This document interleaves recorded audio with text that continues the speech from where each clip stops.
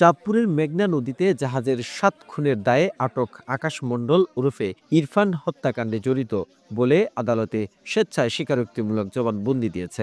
৭ দিনের রিমান্ড শেষে ৩১ ডিসেম্বর বিকেলে Chandpur senior judicial magistrate Morshedul Islam আদালতে হাজির করা হয় আকাশ মণ্ডল ওরফে ইরফানকে। আদালতে দেয়া স্বীকারোক্তিমূলক জবানবন্দিতে হত্যাকাণ্ডের মাস্টার মাইন্ড সে নিজে বলে দায় স্বীকার করেন। জাহাজের ৭ জনকে সে নিজেই হত্যা করে বলে জানায় জবানবন্দিতে। চট্টগ্রাম থেকে সিরাজগঞ্জগামী সারবাহী জাহাজ এমডি বাকেরাতে গত ২০ ডিসেম্বর ৭ জনকে হত্যা করা হয়। এতে মারাত্মক আহত হয় একজন।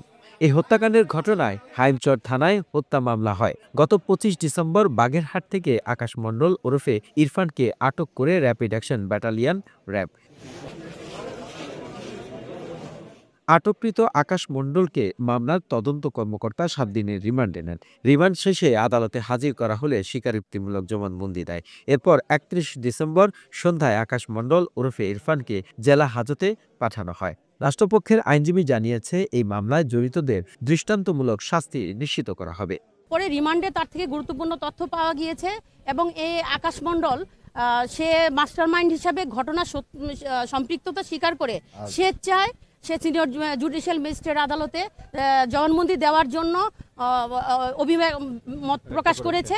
তারই ধারাবাহিকতায় তার 164 জবানবন্দি আজকে ৩১/12/2024 তারিখে সিনিয়র জুডিশিয়াল ম্যাজিস্ট্রেট সাহেব গ্রহণ করেছেন।